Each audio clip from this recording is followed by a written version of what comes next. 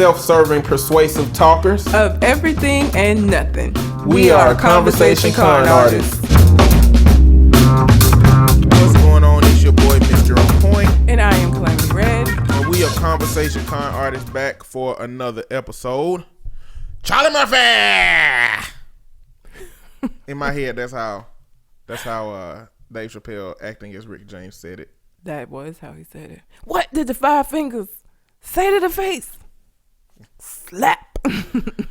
That Unity. True Hollywood Stories was hilarious. Charlie Murphy passed away this past week at 57 over from leukemia. Man. It was sad. So, I mean, rest in peace, Charlie Murphy. I walked in the room and, there was like this, that aura, I saw that shit. It was orange. I was listening to a lot of comedians were like Adam Sandler paid tribute, that Dave Chappelle paid tribute, Bill Burr. I didn't know Bill Burr is as close to them as they were. He got a podcast. Go look up Bill Burr pays tribute to Charlie Murphy, but he was just telling some stories about how close they were, and he was on the tour circuit with Donnell, Ashley Rollins, Larry, yeah, and Charlie Murphy, and he just told a few stories. He said some other stories, but he said those are Charlie's to tell. If he didn't tell them before he went, then he wasn't gonna tell them. Y'all should get his autobiography. It's hilarious. It's called, I think it's the Confessions of a Stand-Up Guy. It's just funny, and then two, I don't know if anybody else would do this, but like I read it in his voice. And so Charlie Murphy? Yeah, so that made it even more funny. His autobiography is hilarious.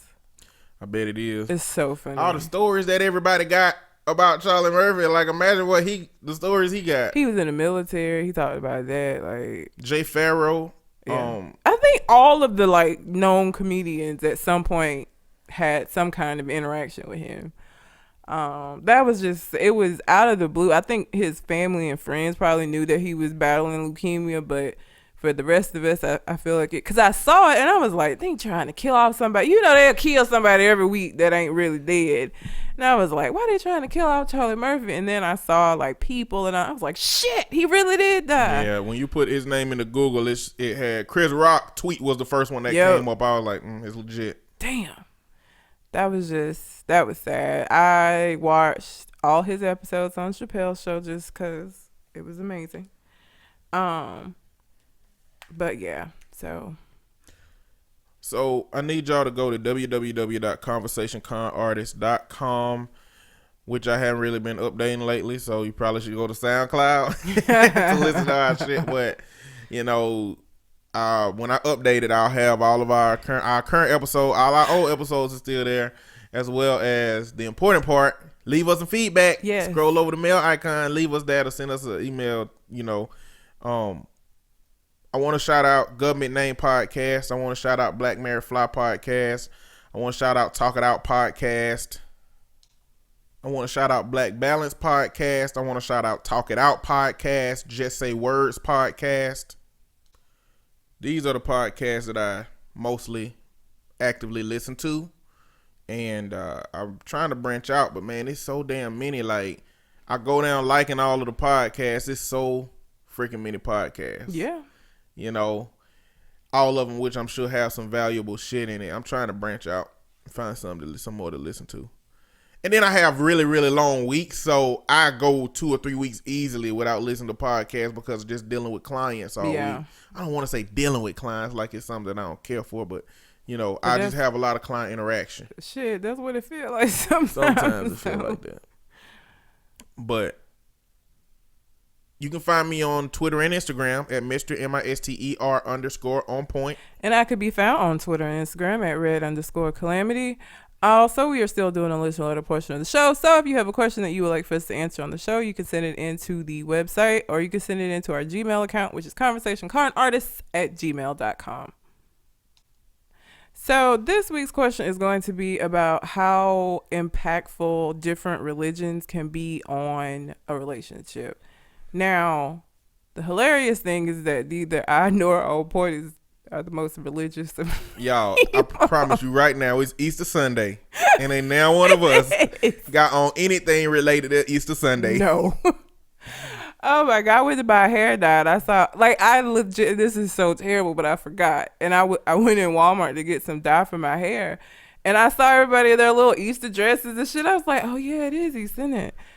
Normally, I would have been in church because normally Easter is one of those holidays that I will go to church with my mom, but she is out of town, so I didn't go. You and all the rest of the goons in the hood. What goons in the hood? All the ones that's going to church with their mamas and Oh, grandmamas yeah. today. And all the uncles that haven't been to church all year and going now because grandmama said, you don't know how long I got left here. Oh my God. They love to hit you with that, boy. The guilt trip. But Easter is that day. it is. That Mother's Day, like the holidays that I go with my mom to church are, I won't even say Christmas. I've stopped that.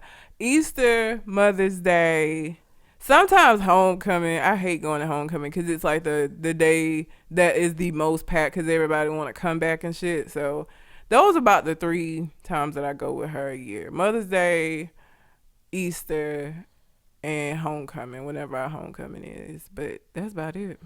And then the rest of the time I'm just out here being a heathen. So, but having different religions in a long-term relationship or a marriage can be very difficult. It depends on what the religions are too, I feel like some religions are gonna be more complementary to each other, so they're not gonna be these huge differences of opinion on like how you gonna raise your kids or all that kind of stuff. And then you have some that are on complete opposite ends of the spectrum, and you're gonna have some issues, or you're gonna have a believer and a non-believer, which is gonna also have some issues because it don't really matter so much, I feel like, before the kids come along. But once you have kids, you got to decide how you're gonna raise this child. And if you have like 2 very different religions, it's gonna be kind of hard to come to an agreement about it, where one person's not gonna feel like their religious rights have been infringed upon by allowing you to do this particular thing with the child. You know, have you heard of the Unitarian Universalist church? Mm-hmm. It's kind of a church that isolates all of the deities out of all of the different doctrine and just find, because all of those different doctrine, the Torah, the Quran, the Bible, all of these books generally have the same message. Now, in between the cracks, you got little messages that talk about death and talk about murder and all of these other things, but they mostly talk about just being a good person, following a set of codes and morals, and doing things that are generally right, that is defined. You know, and that church focuses on taking the deity out and focusing on that primary message, so people of differing faiths can go to that church and practice there. Well, the problem comes in where sometimes gender roles are defined by your religion, and if you have 2 very distinct differences in those gender roles, you're gonna have a problem. But the thing is, you knew that shit before you got into a relationship. But that's what I'm saying. Like, I guess the question is, should you get in, like, how much of an impact is that gonna have, or is that something you should take into consideration when you out here dating and shit? Man, when it comes to relationships, everything matters. Every single little bitty thing matters. The question is, can you communicate that shit to each other effectively to portray how your relationship is going to look with these things communicated? And religion is a big one. It is. Because if you're a Christian and a Jehovah's Witness, what you gonna do about birthdays? What you gonna do about Christmas? What you gonna do Jehovah's about... Witness can't date somebody that ain't Jehovah's Witness. That's true. So either they already breaking the rules. They better celebrate these damn birthdays. Or like Muslim and a Christian, or just there's a bit. Or what about somebody that's an atheist that doesn't believe at all in a Christian, or an agnostic person in a Christian? So let me tell y'all about my daddy. Okay. My daddy, I don't know if he was religious or not before he went to jail. Probably not. He was in jail for some time, for about 11 years. They seem to find religion while they're in there. He came out praying on a carpet, not eating pork. Oh. You know, talking shit about Christianity, you know, normal Muslim shit. Yeah. And he got married the day he got out of jail. I don't know if I told this story before, but... Married to who? My stepmama. Who, mind you, was desperate enough to come to the jail to find a husband. This is why so many niggas in prison on POF. Because of people like your stepmom. This is why you have to be careful. But see, on this these how it dating happened. profiles. Her sister's husband was in jail. Okay. Same jail as my dad. And apparently, her brother-in-law told her sister, I know a real stand-up guy. You should never fucking listen to somebody say, I know a stand-up guy. Stand-up guy in prison? In prison. Yeah, there's a cap on how stand-up you can be if you are incarcerated. Yeah. There are the minority of you that's innocent, that didn't do shit, that's locked up, and you ain't do shit. But I just don't understand how that all turned into her coming to start visiting my daddy, and then she got out of jail, or he got out of jail, and she's a Christian. So, I mean, I don't know if they talk to, like, when you come visit somebody in jail, what are your conversations about? I have no idea. You know, like, who knows what those conversations about? But all that happened, and she's a Christian, he's a Muslim, and he went to the church with her. He went to the church with her every now and then. Okay. And I remember we was there. We didn't go to church. When we got sent there for the summer, my mama never packed church clothes. I guess maybe she was like, he a Muslim. They don't go to no damn church or no mosque. And so he went to the church. They got to fighting in the church the day he went. The few times he go, like when the Muslim go to church, he went in there and they done took off their shoes, throwing their shoes at each other. Him and the stepmom? Two different groups of women. They didn't involve my people. It was just like he walked in the door laughing, talking about they was fighting at the church. Like, just reinforcing the bullshit he already be trying to talk about Christianity anyway. But that didn't seem to play a big role in their relationship though, because she was looking for a provider. Don't know why she went to the jail to look for that, but he is a provider. He is a hard worker.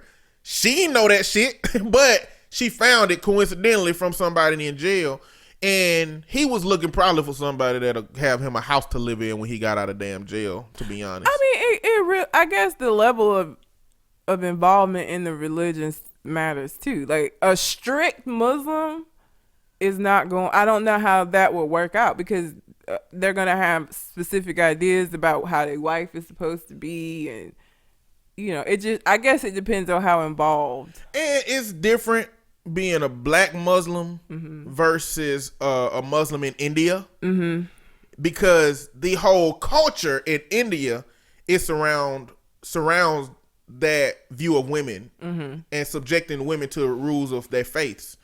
America, the society as a whole, is not like that. Now, we oppress our women in America, different ways. but we don't oppress our women exclusively because of religion, and our society isn't actively keeping women from being free and gaining more and expressing more. So he wasn't subject to that kind of upbringing and those kind of intrinsic ideals that he was with forever. He got that stuff later. He is now married to a second woman now and using his religion for the reason why he should be able to have a second wife. Wait. I thought you meant like he had divorced the first. No. He just married another woman in another state. And the way my stepmama found out was... So he didn't tell her about it. Oh, yeah. And that's the problem. Like, it's not... You can't have two wives if they don't know about each other, brother. That's not how it goes. It's not legal here anyway. No, Ain't committing a crime. It ain't legal.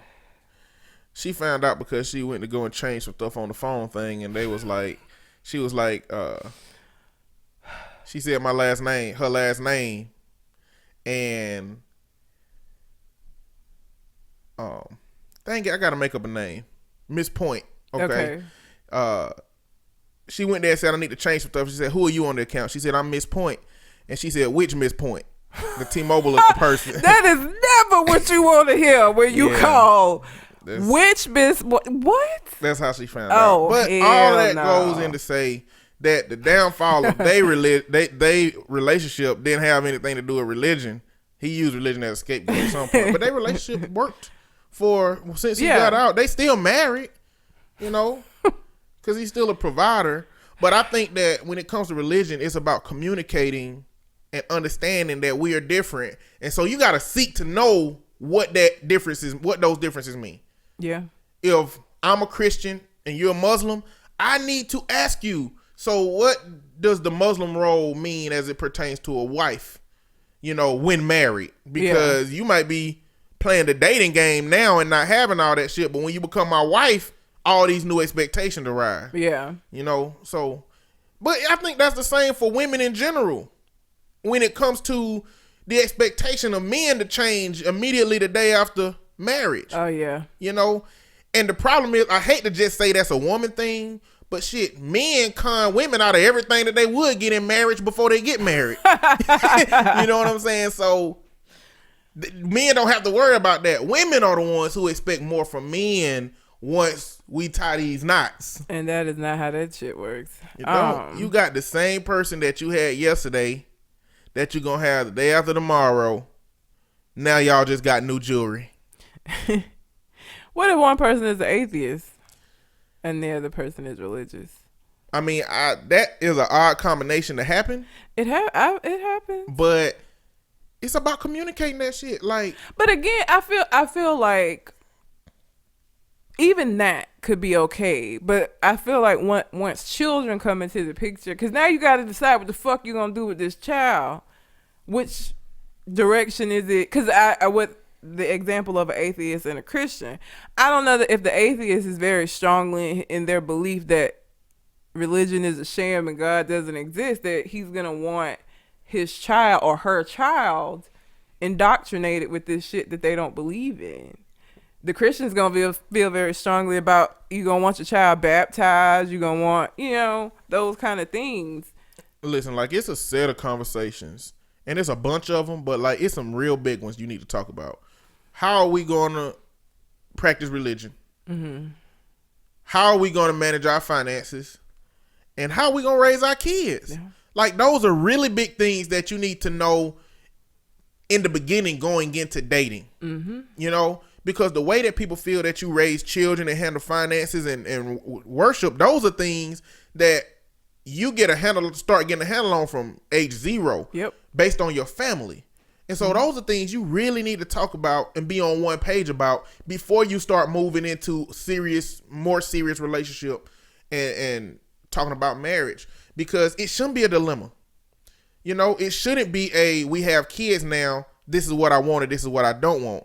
It should be, I can't be with you because these are things you want about kids and these are not things that I want about kids.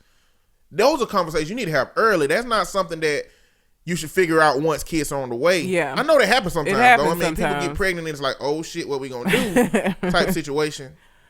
But even not scientists, but psychologists, most of whom did not really believe in a God or anything of that nature, all had theories about how valuable religion is as a group of belonging and as a group that sets a moral template for people to follow by. Yeah.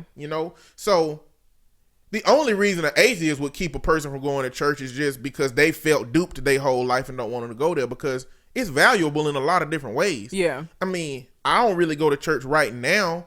That's not to say that I will never go to church. If I meet a woman who is into it and wants me to be a part of it. But that's to say that if I meet a woman that ain't really feeling church, I don't know when I'll go outside of funerals.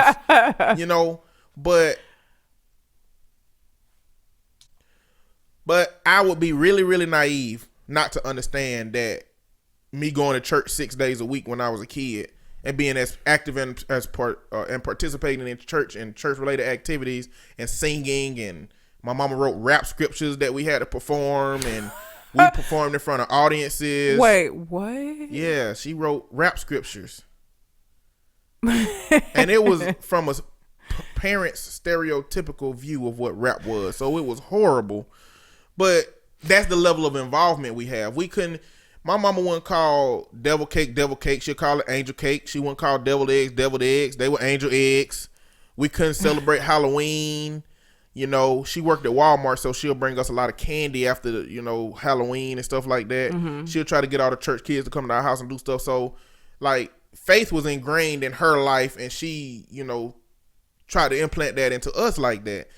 But I'd be naive to think that that's not how I became who I am. Yeah. Religion and faith made me who I am, and I love who I am. And so I have to value that part of me that I feel it was instrumental in making me who I am. But that goes into my sense of parents. When you overexpose a child or something, it's one of two ways it can go. Yep. They gonna blindly follow it, or they gonna reject that shit. Yep. If you eat bologna sandwiches every day in your childhood, you gonna grow up and say, I'll never eat a bologna sandwich again in my life, or you gonna eat a bologna sandwich for lunch for the damn rest of your days. Ugh. You know, I mean, that's kind of how it go. And depending on the child's personality, it can go other ways. But that's one of those things that happened to me. The overexposure put me in a position where now I'm at like an impasse with faith in general. And so I've come to find that talking to women, I have to say early on, I'm at an impasse with my faith. I'm like trying to figure it out. Yeah. And you can continue talking to me knowing that I'm trying to figure that out, or, you know, you can move on and that's fine, because what I don't want is to put you in a position where you're looking for someone that is strong and equally yoked in their faith as you are. Yeah. And you don't have that with me. Yeah. You know, so I'm finding that it's important that I have to do that, because I don't know where I'm going to be at the end of this, you know, religious situation that I got going on. I don't know if that's going to put me closer or further away. Yeah. So, and that takes a lot of people out of the equation. It does, because there's a lot. I mean, even again with dating profiles, you will see some people, the very first line, I am a Christian man. I'm looking for a Christian wife or Christian woman. And I'm always like, nope, nope. Because essentially I'm a heathen. I curse. I don't know where I am with it. I don't have a problem going to church. I'll go to church. You know, I feel like men who would put that on their profiles on dating websites, I feel like they probably are just doing that to find a Christian girl who would join them. Like, I don't know how genuine that is. I don't know. I ain't gonna. It's so many women in the church that Christian men can find. Why you on a social dating site? Maybe the church they go to, they've already ran. Well, if they the kind of man that will run through women at church, they don't need to put I'm a Christian on their profile. Oh, shit. I don't know. I don't know why they do it, but it's on a lot of profiles that I've seen. So I'm always just kind of like somebody that possibly believes that strongly in their faith. I don't know that I would be a good match for them. Also, I mean, I curse, and I don't plan on stopping that shit till I have kids, because I don't want the kids to pick it up. So until then, I'm going to cuss my ass out. So somebody who thinks that's not ladylike or godly or what, I'm not the chick for you. It's not going to work out, because, you know, I don't have many vices in life. Cursing is one of them. And I have no intentions of letting that go, so. My friends used to call me a professional cursor.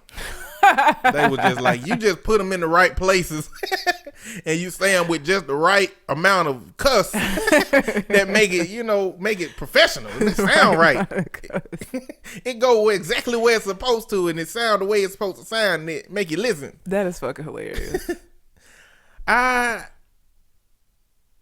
skip past profiles that say I'm a Christian or got God in it, you know, not because I have anything against it, but because I don't want to set that woman up for any kind of disappointment or any kind of wasted time. Yeah. Because I'm not trying to convince you to accept me without something you desire. Yeah.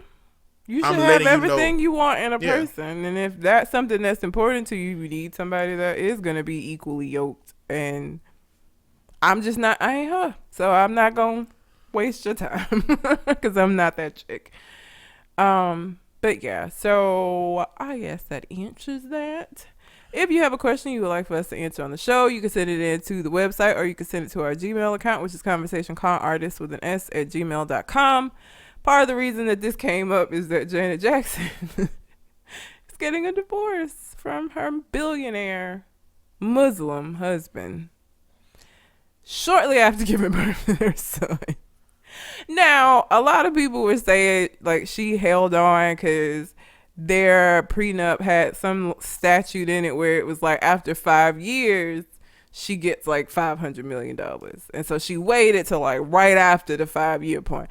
I don't know that I believe that because it's Janet Jackson. Like, does she really need his money? Like, I mean, I guess it ain't gonna hurt. That's what I'm finna say. Have the Shit, I don't money. give a damn if I don't need no money. If I can get $500 million, why not? She can open up a school in every state with that shit. She could. I mean, I again, back to what we were just talking about. I don't know if, because I feel she had toned down a lot. If you've paid attention to her, if you've seen her concert footage since she married him, it's a lot more toned down than it was, and I think that was due to respecting his culture and the way he probably felt. I saw something where somebody close to her had said supposedly it was because his stance on what she should do changed after she had the child, and it was a little bit more strict, a little bit more controlling, and she wasn't feeling it. And I can believe that. Like, where is he from? Could I forgot where he's from. Never knew. He never cared. Seems like he would be like a hardcore Muslim. Still don't. So if that's the case, I mean, and I had a conversation with somebody that was like, well, but I don't think it would matter because she Janet Jackson. That probably would matter to you because you would be just glad to have Janet Jackson, or that wouldn't matter to that. But I feel like there are people who won't be like super impressed that this is Janet Jackson. I feel like a man that is literally a billionaire, like, it's Janet Jackson, and I'm sure that's cool, but he's also not gonna like throw his religion out of the window simply because it's Janet Jackson. That boy had Janet Jackson money when he was 10. Exactly. So, I mean, to be a billionaire, like over there, that probably was family money or whatever. Yeah. But, like, and would you accept this from some dude who changed after you had a child? You know what I'm saying? Yeah. Like, it don't matter what change it is, right? Mm-hmm. For Janet Jackson, it happened to be that she had a Muslim husband that wanted him to be more conservative. Mm-hmm. But if you had a husband or a boyfriend that you had a child and he wanted you to change your life, like, that's not something that wasn't written in the plans. Yeah.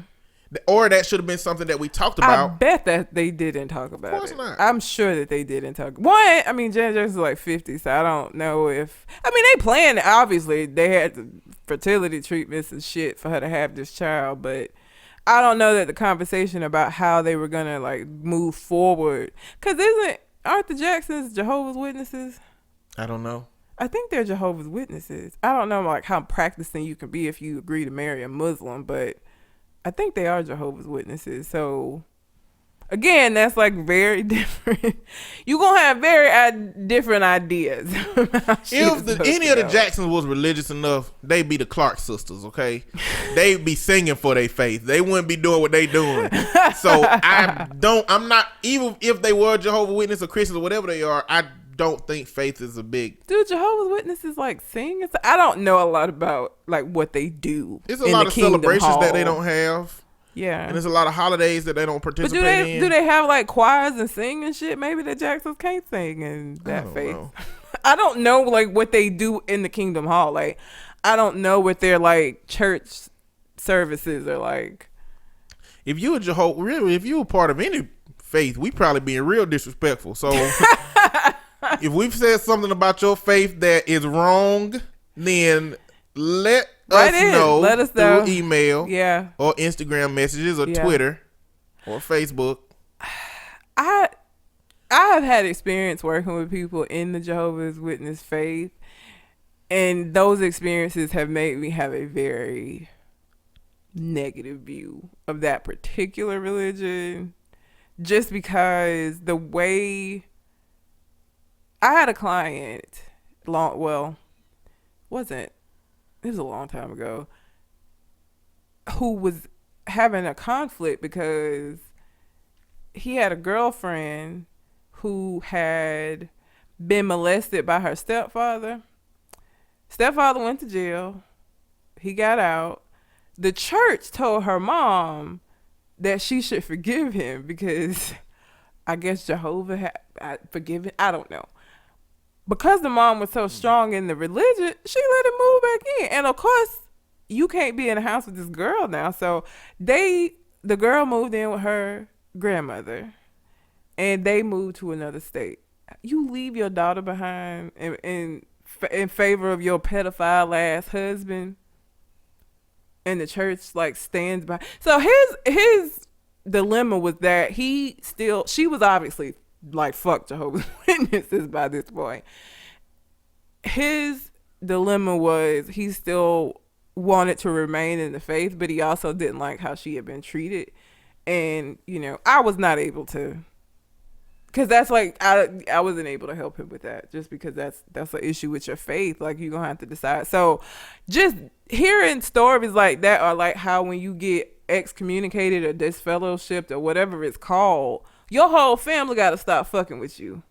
Like, it could be your child. If your child gets disfellowshipped, you have to stop fucking with your kid for the whole rest of your kid's life. That's crazy as hell. Like, what?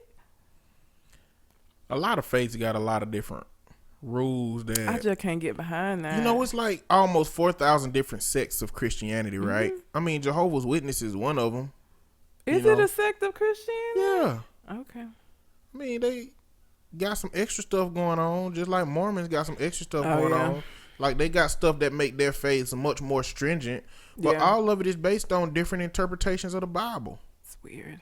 And some people don't agree with some stuff in the Bible, and so a second church split from that. Then them two churches, they didn't agree with stuff, and then they split from that. That got almost up to 4,000 different ways of interpreting different stuff in the Bible, to the point that you've created a new faith from it, Because my family's Methodist, which came out of the Catholic Church, and so some of the rituals that the Methodist Church has mention of the Catholic Church, just because it broke off. Like, Catholicism is the God mode of religion. Like, you know how you play games and it be like, choose play easy, normal, hard, God mode. That's like Catholicism. I was talking to my cousin about Catholicism. Like, the reason that they don't support contraceptives is because the only thing that's supposed to happen with a man's seed is it's supposed to impregnate a woman. Yes, the whole purpose of sex is procreation. Which is the problem with blowjobs, which is the problem with anal sex, which is the problem with anything that will capture your seed or render it useless. Yep. That's like, why? Like, do you feel bad if you wake up and had a wet dream? You know what I'm saying? They do. Probably have to do some Hail Marys to do confessionals, probably, I would imagine. And like, how you just get Hail Marys and then you get your sins? See, my part of my issue with the Catholic Church is that, like, priests are able to absolve you or forgive. I don't understand that. Or like, I gotta go through the priest to get to Jesus. Like, why I can't just go direct? I gotta come to you and confess to you. Who are you for me to confess to? Like, I don't understand. Exactly, because my church, which my mama was like, we non-denominational. Because I came home one day after one of those Scantron tests, and it asked you, what's your faith? Which I don't know why. I don't know. That would ask you like they trying to figure out which religious people are smartest. I don't know. But it had Church of Jesus Christ, Christian, and like two other ones. And I was like, what are we? She said non-denominational. All of them say the same thing. It's fine. But the churches I grew up in originally was Baptist and then went to Sanctified, which I don't know if y'all have heard of that, but that's the kind of church where people running around and catching the Holy Ghost and falling and they throw towels on each other. See, y'all have to ask me some more questions about that, and I can go into it deeper, but it'd be way too much to explain in this little amount of time. Not gonna deal but with one that. of the main songs at every church I went to said that Jesus is on the main line. Tell him what you want. They didn't say Jesus need to be accessed through this operator, through this priest named the priest. You know what I'm saying? And he'll put you through when he get ready. That ain't how it went for me. But that just comes in basic ideological differences when it comes to one faith versus another faith. People that grew up Catholic all the way understand that and don't understand what I got going on. And somebody like me that grew up with what I got, I don't understand, a lot of the tenets of other faiths. I mean, and with Catholicism, I feel like that idea of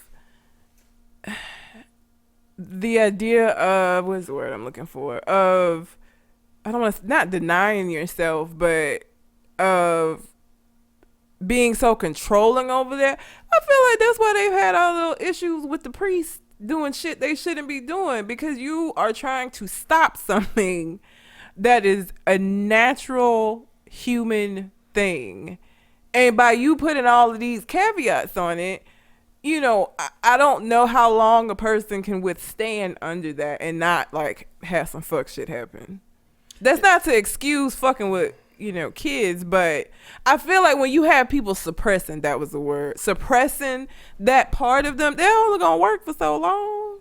And it's crazy to me because, you know, when you talk about God and you talk about him giving everybody free will, but a faith exists that literally gives you a, you know, 2-foot long tunnel that you're supposed to travel down your whole way, even though it's a bunch of places that you can travel outside that tunnel, to say you got free will, but do it like this. You know what I'm saying? Like that's a hard message to accept, especially when you have so many different conflicting ways of viewing Christianity. For example, when you look at Republicans and you look at the core traditional conservative way of thinking, they are the Christian party, but where you have, they will protect life that's not here yet, but they will sentence a life to death that has done something that they deem wrong. You know, which made them the judge and the executioner. So I mean, there's a lot of conflicting things in our society that make us say, what about faith? My faith coincides with this, or what if can I believe this and still be a part of this faith? A big part of that is, you know, there are a lot of gay people in church. You know, how are they supposed to feel? How are they supposed to experience faith? You know, with how society treats homosexuality in the context of Christianity. And I mean, it's going to depend largely Jehovah's Witnesses. That's one of the things you can be disfellowship for. If you, not because you're gay, if you're practicing, is that the right word? A practicing homosexual? I don't know. If you're not practicing, but if you're engaging in homosexual activity or a homosexual relationship, that is one of the ways in which you could be disfellowship, and that's one of the ways in which your family would have to just not fuck with you no more. Just don't let nobody know you getting busted wide open. Why did you have to phrase it that way? Because maybe, okay, but maybe they're top. Why you always assume everybody is a bottom? Somebody got to be a top for this to work. Don't let nobody know you busting somebody wide open.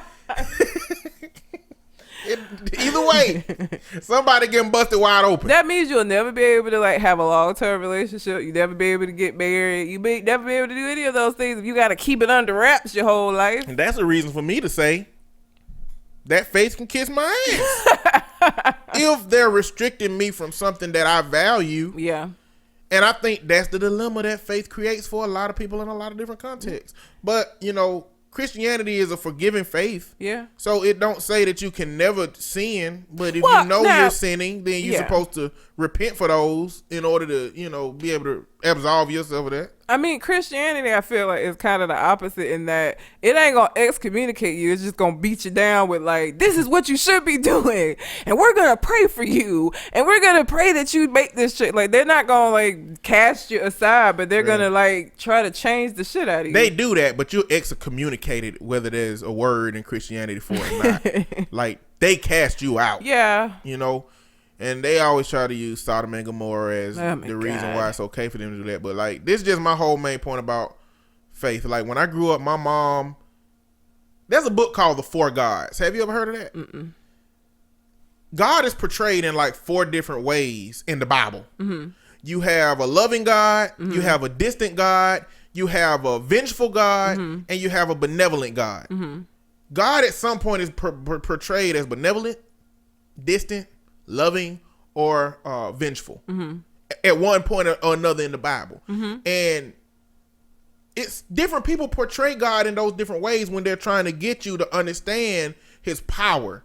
You can get him to understand. And my mom got us to understand God by the power of his love, not the power of his wrath, to where my cousin was taught the power of his wrath. And so she is so harsh on any sin that you would do because the wrath of God dictates that you should avoid those sins at all costs. But see, my mom taught us the love of God, which made me realize that love your neighbor is the message of the Bible. She didn't raise us with an asterisk next to that. So as I grew and started having gay friends and having interaction with gay people and asking her about it, it started to seem more like she would be like, you need to distance yourself from those things and those people because they're not of God. And I said, well, that God say love your neighbor, right? Yeah. Well, what if my neighbor is gay? You know, Yeah. ain't no asterisk on that. Like, and if there is a problem with my neighbor being gay or my neighbor being a murderer or my neighbor being anything, that's God's battle to take up, not ours. Yeah. I feel like God says, love your neighbor, profess to them what is right, but love them. And I think we get that mixed up. You know, Christians get that mixed up. Oh yeah, we the judge and the jury. They profess that, and then they judge that, Yep. and then they cast them out. And those are things that God is supposed to be doing. Mm-hmm. And so that's why, like, I'm accepting of all people, even in the context of considering myself a Christian, and especially in the context of my profession as a counselor. Got to. You meet know. all kinds. Who do you think gonna get custody of the child? Janet Jackson. Are you sure? The only way he would get custody is if he got pulled. He's a billionaire. I mean, he's a Muslim in America. That's true. Like a judge, and that's Janet Jackson. That's Michael Jackson's sister. That might not help her out when it comes to like getting a kid, though. Yes, it will. You don't think he could try to use some of her history to show her as an unfit mother? What history? I don't know.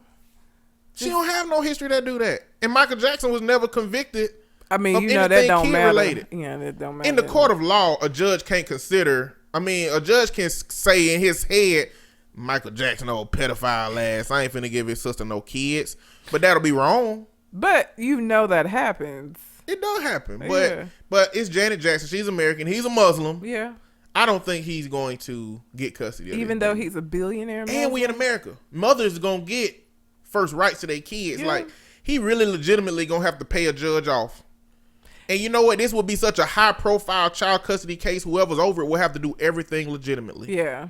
We'll see. I don't know. I don't know. But that was a very short-lived. No, the marriage wasn't short-lived. It was just that kid came. Soon as she popped that kid out, it's like, it's over. We done. And people make it seem like she waited that long to Yeah. get that money. Yeah. I mean, I guess it just so happened that after 5 years they had the kid. Yeah. And he changed, and it just coincided with all this stuff that's going on. But, you know, 2 birds, 1 stone. You know what I'm saying?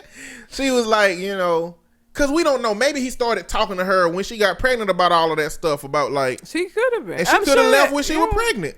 She could have. But she was like, if I wait 8 more months, you know, maybe I'll, you know, so I don't know. We don't know. Because the thing, again, like, I don't think her being Janet Jackson is gonna, I don't think that's gonna top his faith. If he is like a practicing Muslim, and if he's a billionaire over there and is that involved with that community, he probably is. I don't feel like her being Janet Jackson will make him throw his faith aside and be like, well, she's Janet. I'm married to Janet. That's amazing. So I'm not gonna tell her that she needs to do these certain things, and I'm not gonna say that our son needs to be raised this particular way because it's Janet. I feel like for like a normal person, or for like maybe a regular American celebrity, maybe they would be like, I'm dating Janet Jackson, woohoo! But I just don't feel like he that dude. Like, I don't feel like he's gonna be starstruck by her being Janet Jackson, and that's gonna compensate for his fate. 1, this man is from Asia somewhere. Number 2, this man is a Muslim. Number 3, he is a billionaire. He ain't heard no damn Janet Jackson albums before he got to America. And he ain't listening to no Janet Jackson albums before however they agents or however they got together to put them together. He like being Janet Jackson don't mean shit to him. No, that's what that's what I said. I don't feel like her being Janet is gonna be viewed the same by him as if she had married Jermaine Dupri when she was dating him. Like, I don't feel like he's gonna look at her and like give her a lot of leeway simply because she's Janet Jackson. Not him. Somebody else would, yes, but if not she him. would have married Jermaine Dupri, I bet she would have made him cut them braids off when he had that bald spot in the middle of it. He probably would have had a whole different life. How much can somebody respect you if you bald headed in the middle of braids? Oh, that's just sad. That's like, I just wish they would cut Stevie Wonder's hair off. It's sad. It's just sad. Every time I see him, I'm like, oh. He can't see it. But we can. It still makes What that mean to him? What does that mean to Stevie Wonder? I feel like you gotta, I mean, Was he? I know not James Brown, Jesus.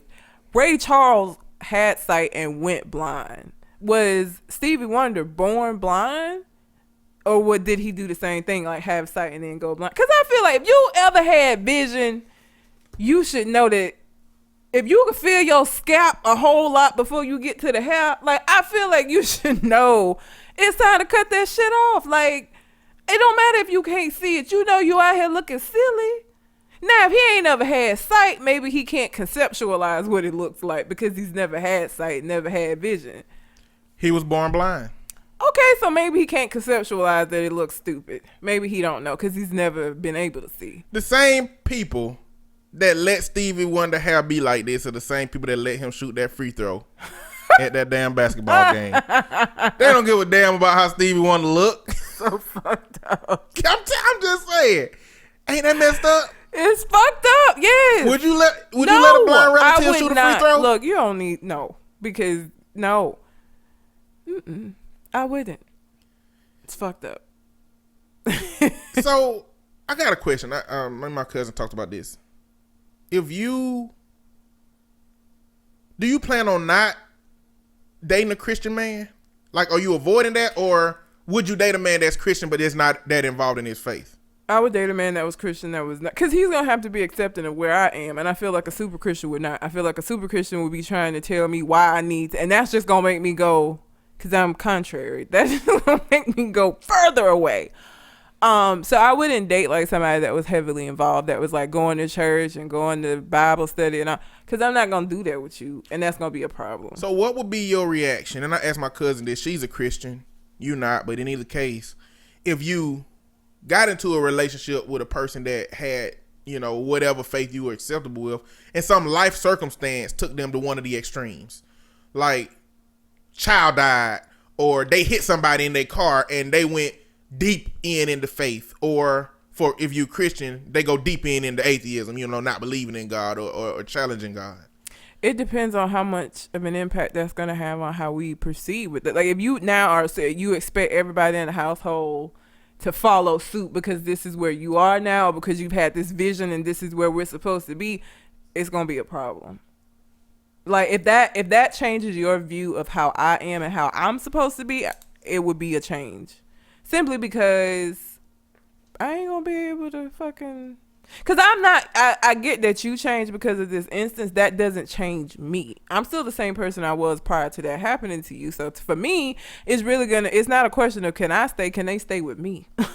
And me still be able to be who I am. And you not have an expectation that because you made this drastic change in your life, that I'm also going to do so. Because that ain't how shit works. And I'm probably not going to do that. So that's what my determining factor would be. I got you. But that's a hard one though, because like you can have all the communication before the relationship and in the marriage, and you're in there and it's good and you like it, and then something happens, something changes, and that happen a lot. Yeah, people become alcoholics, people end up on drugs, people, I feel so start watching anime. Strong. I don't care about the anime, but like there's a lot of women that do not want to fuck with anime. I mean, I don't care. Like, first of all, some of it isn't bad. Like, I like One Punch Man, so I could watch some of it with you. And the shit that I don't like or that I think is weird, I just ain't gotta. Like, to me, shit like that. Like, I play video games, but if I didn't, I ain't gonna give a fuck if you play video games, as long as you don't expect me to play that shit with you. I can give you your time to play video games while I'm doing some other shit. Like, I don't understand why people get so pressed about what your significant other's interested in. Why you give a fuck? Like, long as you don't expect me to do that shit with you, I don't care what you do. If you want to play video game, again, I play video games, so that wouldn't be a thing. But like with anime, I ain't no big anime watcher. So if you watching some shit I don't find interesting, I'm just gonna find something else to do with my time, and we could do something else that we both enjoy together later. Now, for me, if she thinks she gonna generalize a whole subgroup of God, anime, you gonna make her watch all kinds of different shit. No, not all kinds, but she gonna find something that she like in the anime world. In anime set you up where if you don't like it in the first 5 episodes, you ain't gonna like it. Except for Attack on Titan, you gotta watch Attack on Titan to the 8th episode. Oh, see, I ain't. before you determine if you like it or not. I'm not gonna get that far. But My attention span is that of a goldfish. you know, most anime has this like surprising arc that something happens and make you say, "Oh shit!"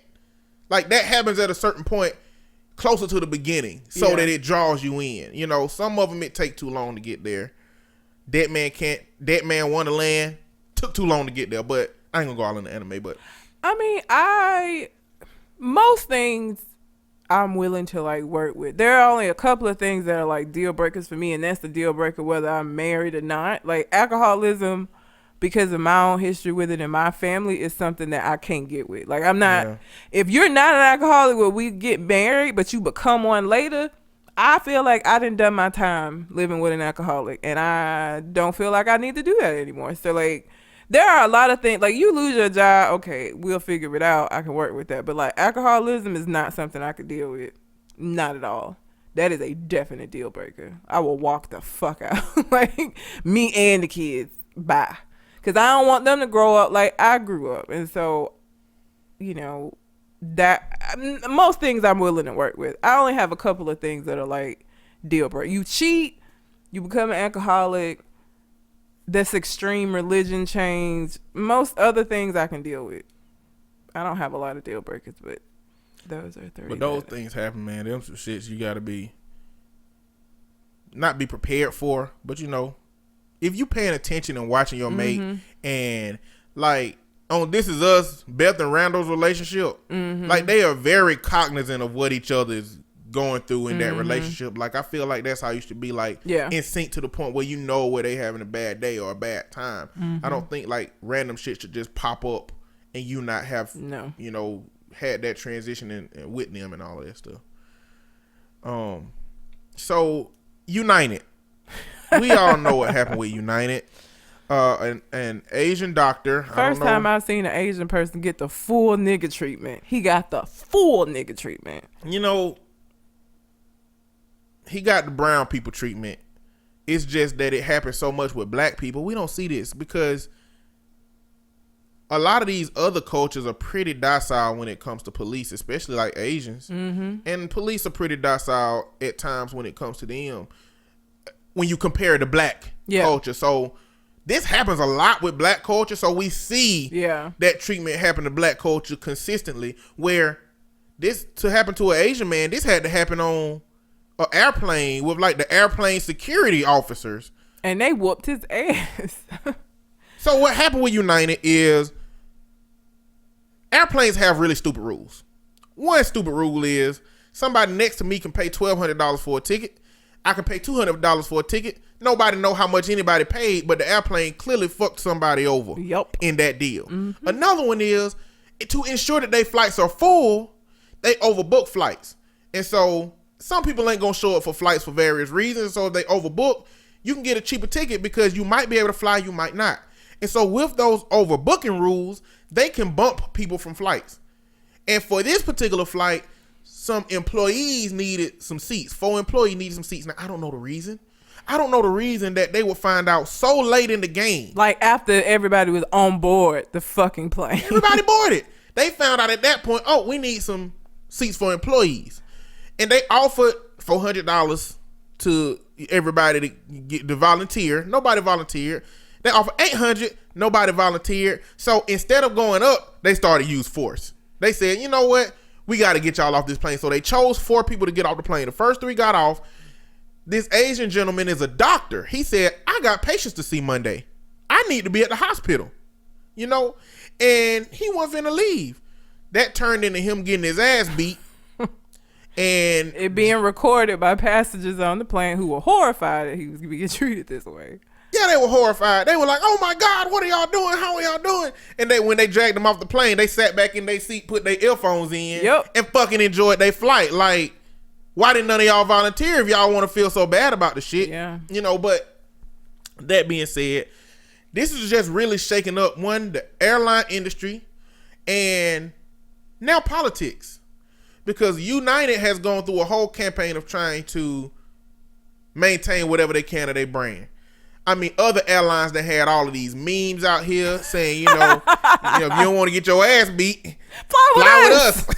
You know what I'm saying? And it was a picture of some people that went. It seemed like a protest. Might have been a joke, but they had helmets on the plane. Like hockey mask type helmets on. And so they've been getting destroyed out here in the media.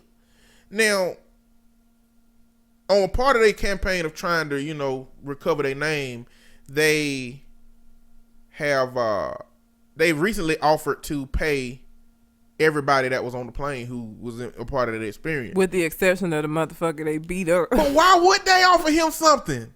He's finna get his money out their ass. He is. But they didn't apologize. They blamed him and said that he should have got off the plane, and they apologized to the other people on the plane that they had to witness them whooping his ass. But they have no remorse over what happened to this man at all. Not to mention that this wasn't their fault, but there were news outlets that did what they usually do to black folks when they get shot by the police, did a background check and found all of this shit about a Dr. Dow, which was the name of this man, who was fucking his male patients and giving them drugs and all of this shit. Well, kind of find out there are two Dr. Dows. And the man that got his ass whooped was not the Dr. Dow that was out here fucking folks. So now he got a slander suit because the New York Post, there was a couple of big name outlets that published this phony ass story about this man without checking to make sure it was the correct person. United never apologized to him. They just look terrible. You apologize to everybody but this motherfucker. I mean, if I had to choose, I would rather be Dr. Dow. Oh yeah. Pulling money out their ass like I'm checking for colon cancer, prostate cancer. I'd rather be pulling money out their ass than accepting money out their hand as a passenger on the flight that witnessed it. Yeah. I'd take them two missing front teeth for what he finna get. But United can't. That's just the politics. They don't want to admit fault, You ain't gotta admit fault. The courts are going to do that for you. And then is the agency who came and removed him from the plane subcontracted? You know That's what I'm saying? true. Were those officers employees of United, or were they a subcontract security agency that deal with these kind of issues? If they are subcontracted, who takes responsibility? The people who hired them or the agency themselves? United is the umbrella. Okay. I think United is they need to get some kind of consequence for that, because even if they hired an agency that's more aggressive than one that would have been more professional about it. Yeah. But also they shouldn't have had to escalate the force. They should have kept escalating how much money they would have gave people to get off that plane. $800 was the ceiling. They said, "No, y'all don't want these $800. Just get the fuck off." Bro, if I paid $200 for a ticket and they kept going up and they said $2,000, I would have moonwalked the fuck off of that plane, spent around when I got outside, and had my hand off of that 2 G's. I promise you, it's a point in which people would have been like, "Fuck my destination. I'll take this vacation next month." But not $800 when some of them might have paid exactly. $800 for the ticket, that ain't or enough. close to. For the inconvenience, I'm just making my money back. I'm not getting compensated for the inconvenience if you just basically giving me the ticket money. And it would have been more helpful to have laid out a plan. We gonna give you this money. We gonna make sure you get to your destination. This is a flight that comes up next. They basically were like, "Listen, get the fuck off the plane. we ain't giving you no money at this point because y'all should have motherfucking accepted that shit. The $800 wasn't enough for you motherfuckers?" Yeah. And now figure out how the fuck you gonna get the way you was going, because we don't give a fuck. Bye. Yep.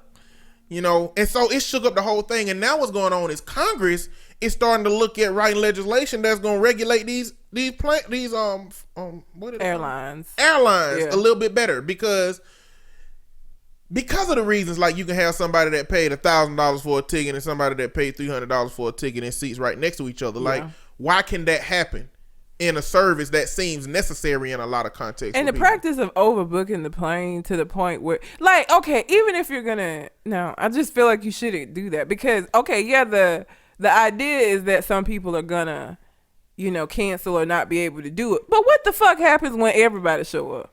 And you got motherfuckers getting their ass beaten tossed off the plane.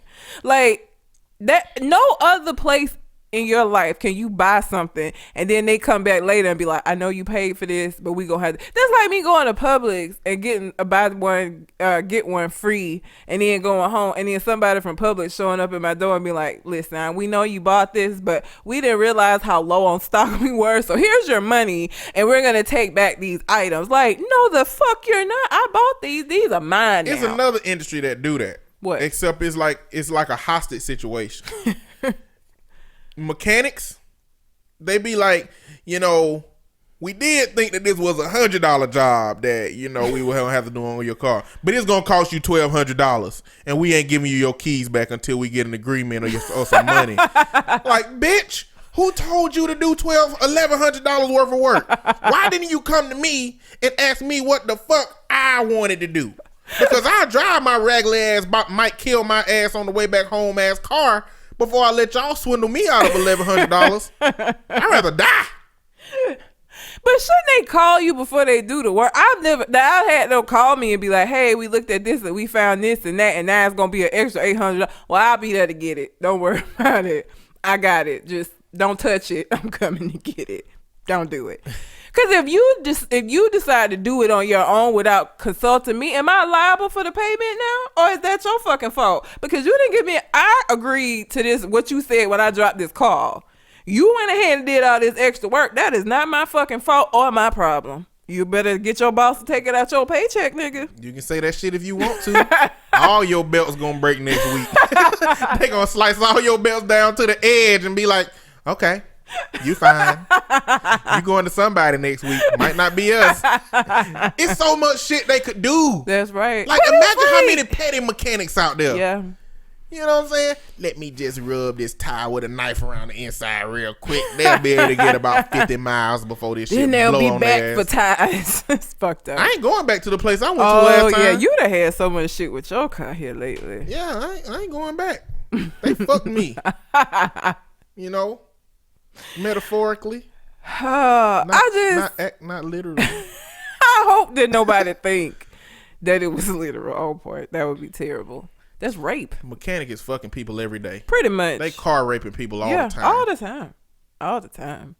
But, I hope Dr. Dow is able to just go ahead and retire and never practice again and just go on a nice little private island vacation off of United, because fuck them for doing that. That Island was vacation? Yeah. Shit, you finna buy a house in every state. With this United money, they did them dirty. They really did. Like, it was really fun. And I just was so like, isn't it your job as a journalist to make sure you checking shit? How you gonna publish all of this fuck shit about this man and it ain't even him? Now you liable. Cause I would sue them too. I was sure the fuck sue the New York Post. Y'all got people out here thinking I was out here fucking my clients and giving them drugs. That's liable. Sorry. Gonna need my money from y'all too. Everybody. I just be out here collecting checks. You got my check ready yet? Cause I'm waiting to get paid by some corporate agency. I'm waiting for like a TV to fall on me in Walmart. Just enough to, hurt me a little bit, but enough to know that shit looks serious as hell and we gotta pay this man. I'm waiting for something to happen. So you get that check. I ain't clumsy, so I ain't gonna slip. Like, something gonna have to fall. Oh, yeah. Something gonna have to fall on my ass. Ridiculous. Cut the check. Walmart. You get that money. So I don't know if I want to talk about being black or being stupid. Which you take a pick. Talk about being black. All right. So I think I've talked about this before. Like, dating as a dark-skinned woman is a little difficult because, y'all want these red bones and shit. And I say y'all collectively. I don't mean On Point specifically, so don't come for me. I'm not talking about you.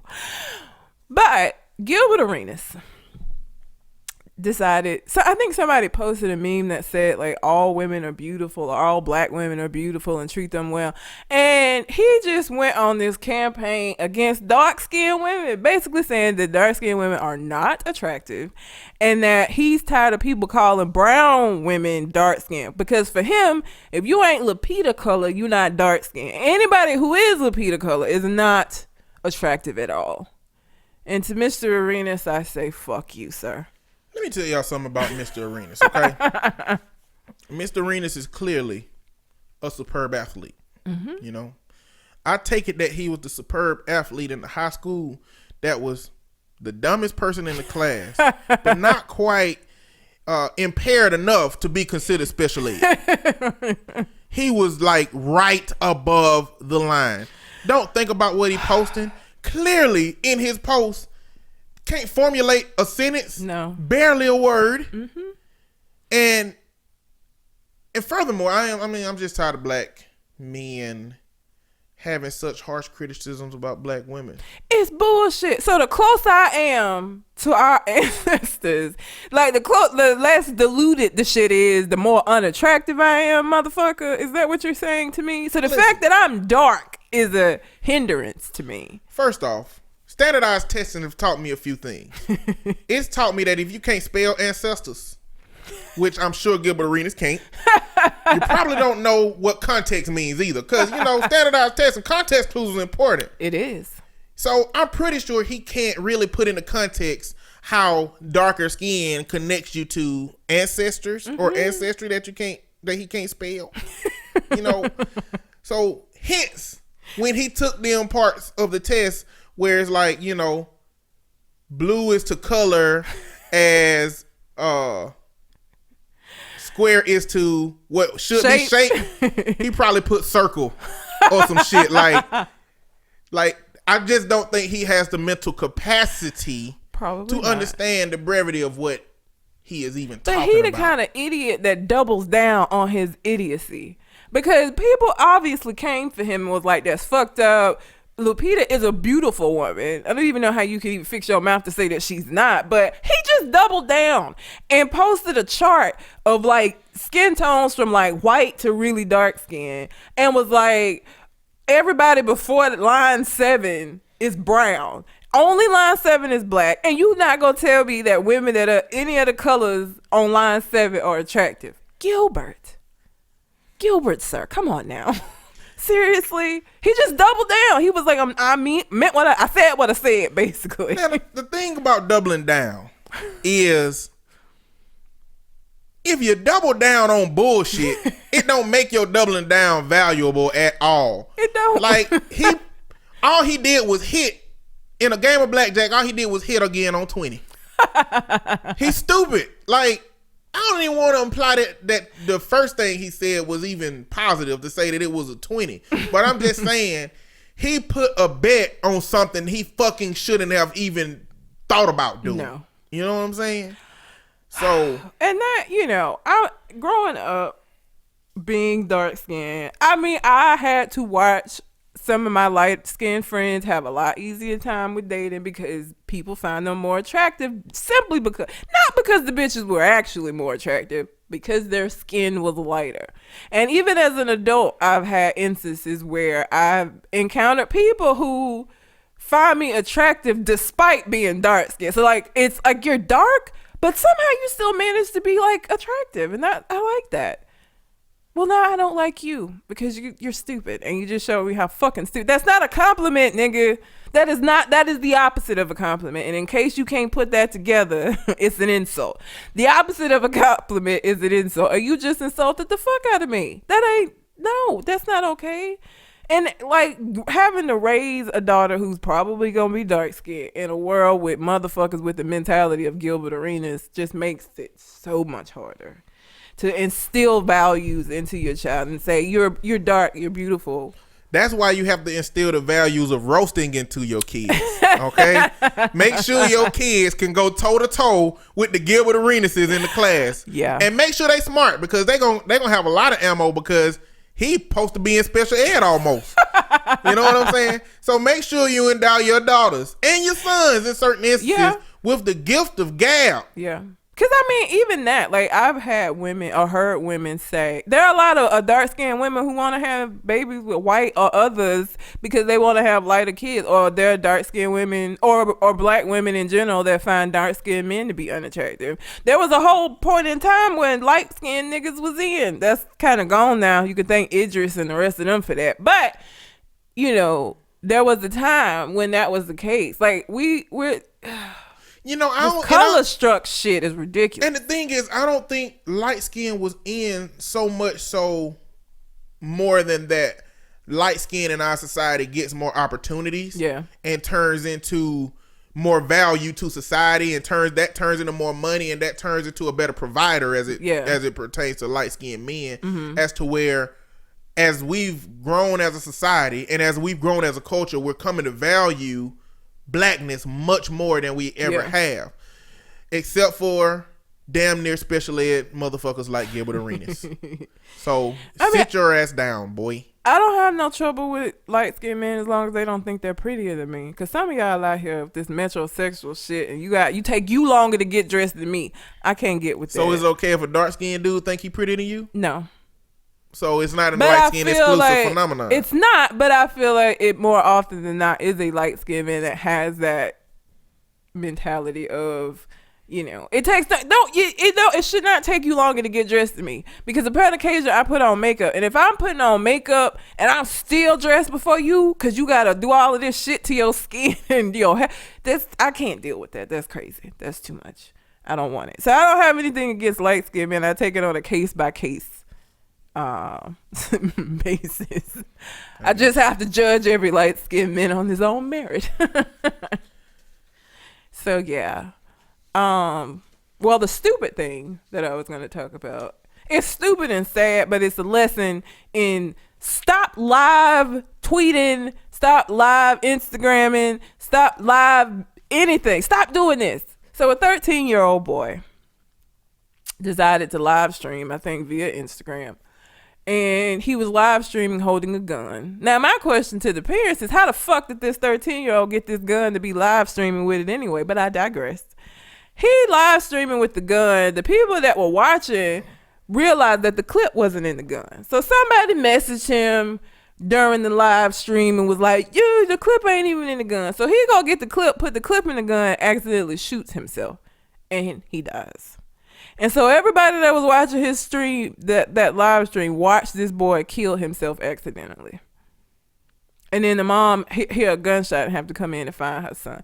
Well, y'all, first of all, to all of the gun enthusiasts and gun owners, if you have kids in your house, the gun should not be accessible to the child, because as much as you would like to think that your child is mature, and as much as you can say, well, we've talked to him about it, and he knows he's not supposed to play with our gun, and that it's for sale. He is a 13-year-old boy. They are not known for not making bad decisions. This is the part of his life where he's supposed to make dumbass decisions, and where you need to assume that he's gonna do so. So you need to treat things like, okay, he knows better, but he's 13 and he makes dumbass decisions. Let me put this gun in a gun safe instead of just having it out where he can get access not only to the gun, but to the clip to the gun. Like, if you're gonna have a gun part and a kid, part of the responsibility is keeping those two things from ever meeting each other. And again, don't assume that your child is going to be above that, because they probably not. As smart as you would like to think your child is, and as mature as you would like to think your child is, they are still a child, and they're going to do childlike things because that's what the fuck they do. You're the parent. It's your job to be protective of them and to try to keep them from doing dumb things that will wind up with them not living anymore. So you can't blame that on the streams or anything, you know what I'm saying? No, I mean, it ain't. I'm just saying, well, it's not, he shouldn't have had the gun, but like, just live streaming has given us the ability to, like, first it was just taking pictures, you know, and stunting with pictures. Now you can stunt live and get live feedback from it. So I'm not blaming the live streams for that. I'm just saying this phenomenon of being able to have an interactive audience while you do dumb stuff. Like, look at all the bad shit that didn't happen where people have been killed or killed themselves accidentally or committed suicide while people are watching. And even with the suicides, you know, there was a girl whose mom was messaging her as she was watching her live, saying that she was gonna kill herself, telling her, well, do it then. Like, everything don't need to be live streamed. I don't blame live streaming. I'm just saying, like, we need to please stop. Like, you don't have to live stream everything. Like, you just don't. But the parents should have had the gun in a place where he was not able to access it. But we get these ideas that are, all right, he's so mature for his age. Mature for a 13-year-old is still pretty stupid. Like, it just is. Like, you're not capable of making like the best decisions at 13. And how much does what happened actually reflect on that being true? Being that he's mature for his age. I mean, if he was mature for his age, he'd be alive. Pretty much. Sorry to be insensitive about the situation, but we have a gun crazed society. Yep. We have a society that I have kids on my caseload who are infatuated with guns at 6 and 7, and their granddaddy buy them a rifle, and as soon as he can buy them a BB gun, and I can't tell them you shouldn't play with guns. You know, it's hard to tell a child in a society like this that guns ain't important or valuable when everything he sees conflicts with music, that notion. The adults in his life, like, yeah. Shit, the Republicans. NRA. you know, everybody trying to protect gun rights. People walking around with guns on their hip. It normalizes something that needs a certain level of responsibility to be able to carry out without incidences like this.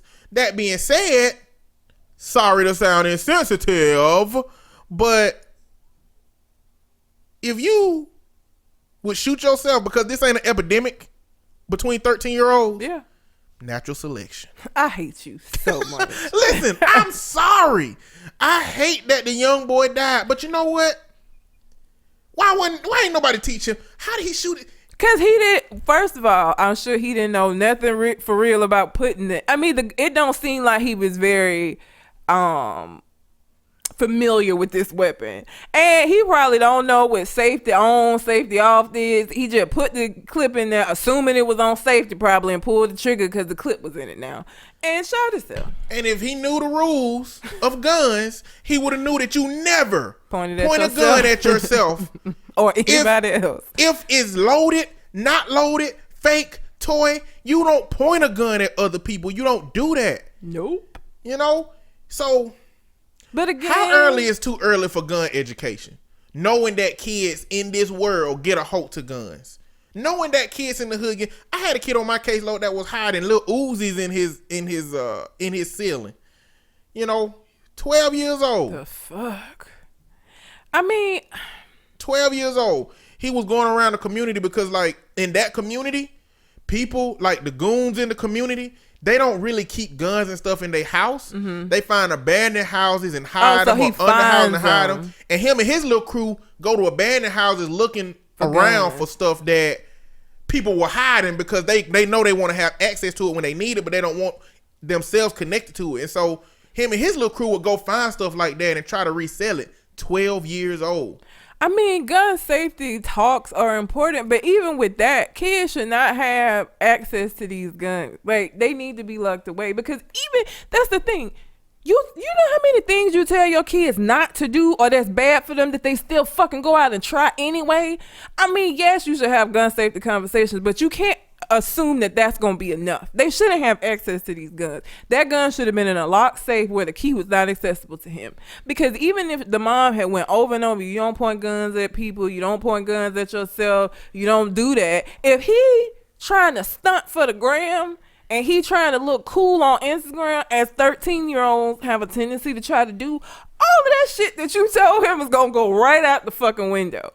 So you need to have the conversations, but you also need to have the common sense to know that he doesn't need ready access to that gun. There's no reason why he should have been able to go and pick up that gun, and then when people were like, oh, the clip ain't in it, go get the clip and put the clip in the gun and shoot himself. There is no reason he should have had that free access like that. Like, because kids are stupid. And we tell them not to do stuff all the time that they go out and do, that you have to be like, didn't I tell your black ass not to do that shit? It hurt, don't it? Like, you have to do that with so many other things. Guns are not going to be any different. So if you're going to have a household with kids and you're going to have a gun for safety, that's fine, I guess. The kids don't need access to the guns, though. There should be no reason that he was able to just go locate that gun and do that. Well, look, rest in peace, Lil Malachi. Yeah. Shaquille O'Neal is gonna pay for his funeral. Yeah, Shaq gonna pay for the funeral, which is a very honorable thing. Yeah, I mean, and I feel bad. I don't want it. Obviously, that mother learned a very hard lesson, and at the cost of losing her son. And I do feel bad for that family. But I think the lesson to everybody else needs to be, regardless of how smart you think your kid is, or how mature they seem to be, or how they ain't never got in trouble, you have to assume they're kids. And they're gonna make stupid mistakes because they don't think things through and they don't think about consequences. Kids live in the here and the now. And yeah, I know shit happens, but that ain't gonna happen to me. Teenagers have this imaginary thinking of it happens, but it's not gonna happen to me. That happens to other people. And so they're gonna try stuff that's stupid. And your job as a parent is to keep access to the stupid stuff as limited as possible. No, you can't control everything, but guns are something that you do have some control over. Well, this is not the first instance that should No, it ain't. push us. No, it's happened a lot. Well, it's not the first instance that should push us to wanting to take the job of educating our young boys more fully, but specifically our black boys, because we also have a society that don't really put energy into helping educate the people in impoverished communities and neighborhoods. So, like, we need to take that job more seriously of helping them understand what's right, what's wrong, and not just letting these young boys grow passively, learning about life through their environment and things around them, but taking a more active role into saying, hey, this is what life is. This is why you do this. This is why you don't do this. And try to be a leading example for the words that you spit out, because leading by example is going to be much more potent than leading by just your words. Kids gonna do what you do, not what you say. So if you telling me this bullshit, but then I see you doing something different, why would I think that you meant that or that you actually believe that? Obviously, you don't believe the shit because you ain't living by it. They gonna do what you do, not what you say. So you've seen this graduation cap. It's a graduation cap that says educated hoe on it. And it's got a picture of a woman twerking. And it also has a quote on it from, I don't know who the author of the quote is, Andre Lord. Feminist Manifesto. I am not free while any woman is unfree, even when her shackles are very different from my own. And, you know, so this is a woman graduating from college. She has educated hoe on her graduation cap. Somebody twerking on the graduation cap. A feminist quote. And her message is that as women, we don't have to choose between twerking at the club, a girls' night out with our friends, and graduating with honors. We can do both. We can do whatever brings us joy when the world tries so hard to tell us that we are not worth it. Sex workers, ghetto girls, loud women, women who didn't attend college, single mother, teen mother, strippers, and everything in between deserve liberation and protection. We are not a monolith, and there is not only one right way to be a black queen. So this black feminist used this as a way to show that she can be educated, she can twerk, she can be a woman that does not have to be defined in a box. She can be a lady of the night. A lady of the night. Prostitute. She said sex workers. She can be. If she want to. She can be. You could be anything that you want. I can also think anything that I want about what you are. But see, the feminist perspective from this dialogue. Now, I'm a man. Might get this wrong some. If I do get it wrong, feminists, write let us me a know. letter. Let us know. Write me a letter. Criticize me. Whatever. I assimilate new information into my way of thinking. Constructive criticism. Don't get your ass cussed out. He'll be nice. I won't. I might be nice. I might be petty. I mean, you know, I got my petty business operating. You do. You know, I need some new ways to implement. But, you know, the perspective that she give, that the way that I look at her perspective is that feminism at its core is about being able to be what you want to be, how you want to be it, and not being exclusively identified as something from that. They want the equality to be able to be who they are and not be defined by what they are. When you look at the history of women, women have a history of being defined by who they are initially, immediately, exclusively, just from having a vagina or just from, you know, being a woman in our society, as to where men have exclusively been able to be identified by what they are. I mean, by who they are. It don't matter how many women you done fucked. It don't matter how many times you cheated on your wife or how many affairs you've had. Men always get to be identified by who they are. Women are identified by what they are and what they have. And I think her message is, I just want to be identified by who I am and the value that I have as a human, as an individual that has feelings, that has experiences, that have all those things. And you not look at one part of me and say, this is what I am because of that.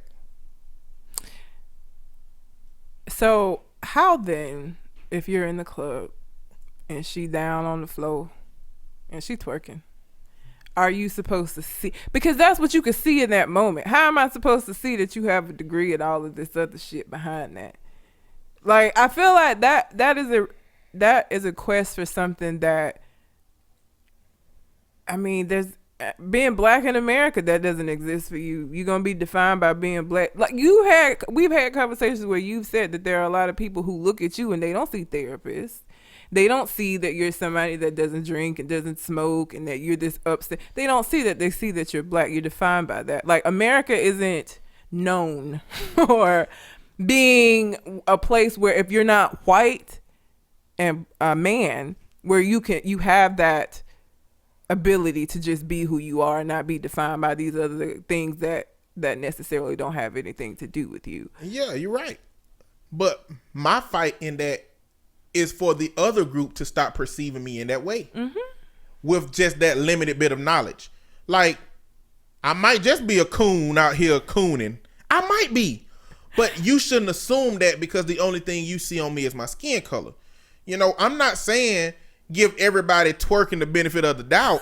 But see, what happens with women is they can be educated. They can be on top of their game. They could have been doing on their shit for 30 years. Year 31, if they wear a skirt too short now, they're a hoe for the rest of their life. At year 31, if they took too many shots and twerked at a party one time after them 30 years, then they gonna be a slut or they asking for it.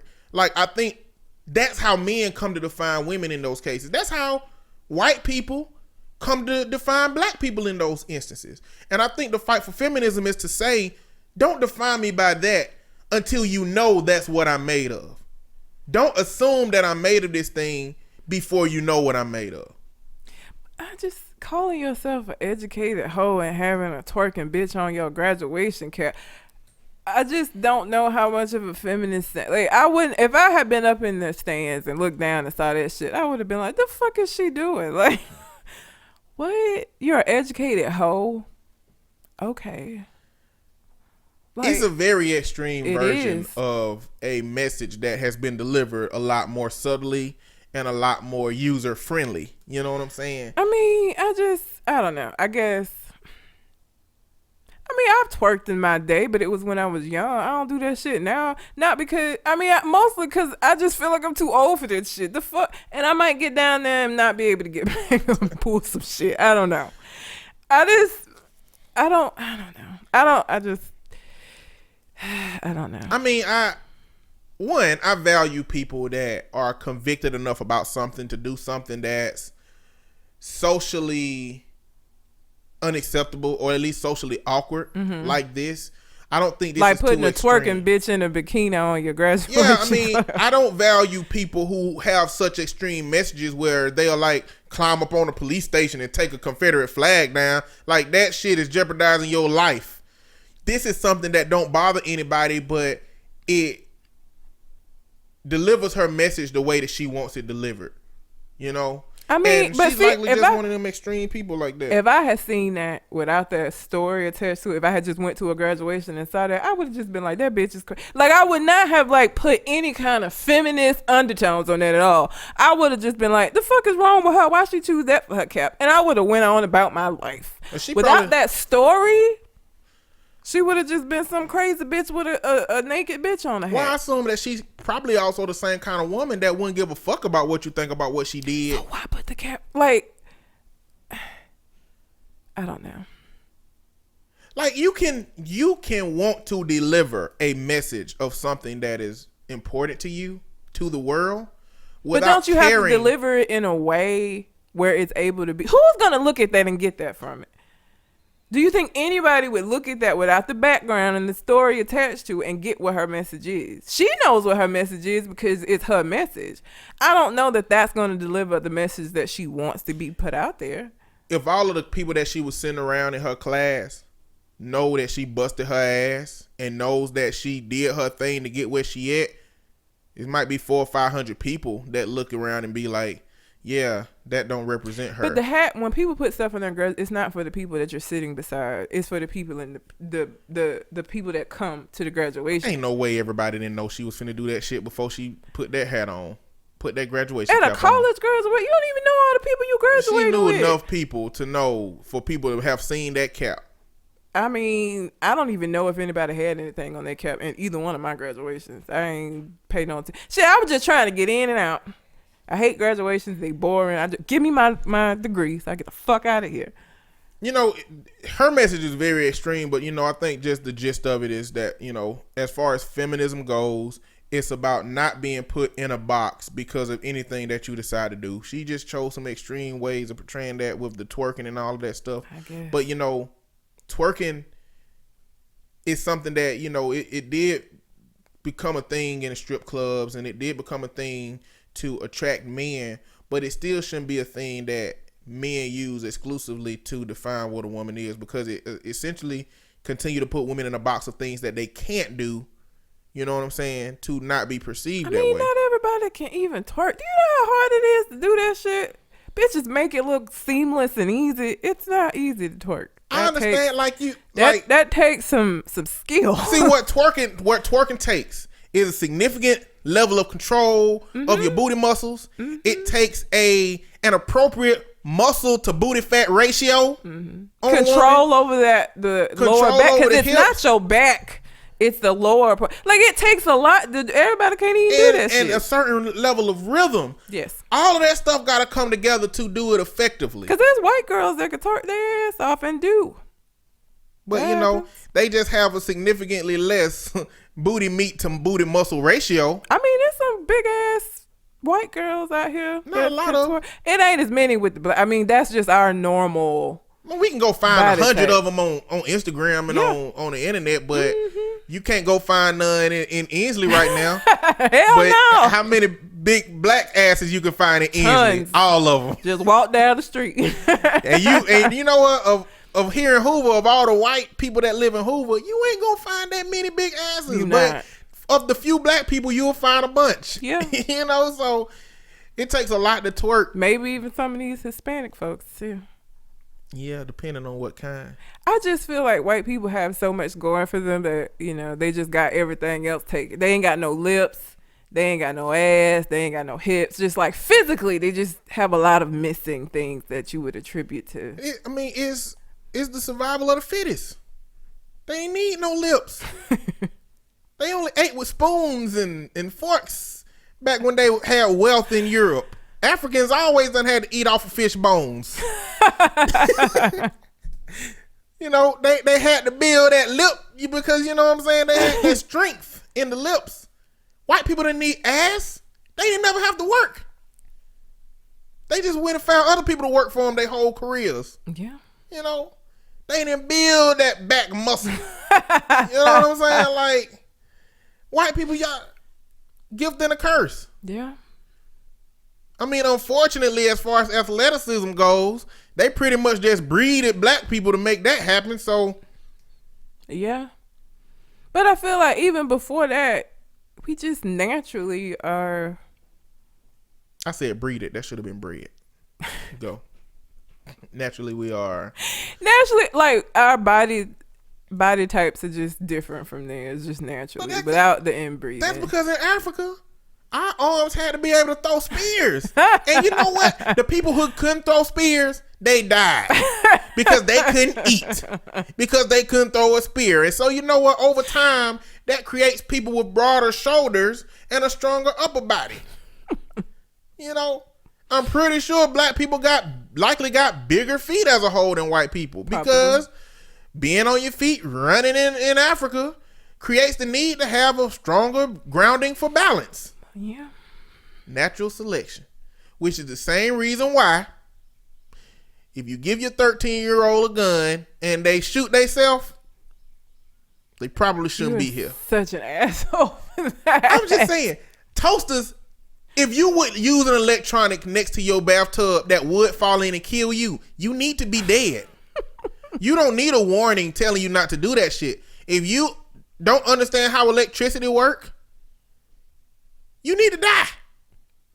Are there places that are untouched by slavery, where like the people there are just the natural people that they weren't bred or none of that shit. Like, are there any places in the world that are completely untouched by slavery that had black people? Absolutely. Okay.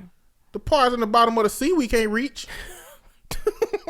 I would just wonder like what they would look like untouched by like putting together the strongest and the strongest. Like, if there are, we don't know about them. Okay. You know how like when you find like they find like these jungle areas that have traditionally been undiscovered. And if there were people like that lived in them areas, yeah, like those kind of people maybe. But these days everything is like industrialized. Like there is groups of tribes and everybody doing like people in Africa who farm cocoa beans. A lot of them never even tried chocolate before. You know what I'm saying? Like it's like documentaries on that kind of stuff. It's overrated anyway. It's delicious. What are you talking about? It's overrated. She says she don't eat chocolate, but she eat Three Musketeers. Want to let y'all know that. It's nougat. It's different. No, and I eat white chocolate. It's nougat encased in a chocolate shell. Well, I mean, I taste the nougat more than the chocolate. And the nougat is chocolate too, mind you. But it's like fluffy. It doesn't taste like regular chocolate. It don't matter. That's the only exception. That and white chocolate. But you told me white chocolate ain't real chocolate, so that doesn't count. That's it. But anyway, that's all I got. Anything else on your mind? Happy Easter, I guess, to y'all that celebrate. Happy Easter. I didn't go to church, but I am cooking some deliciousness. Anyway, until we come to the next conversation, we out. Holla.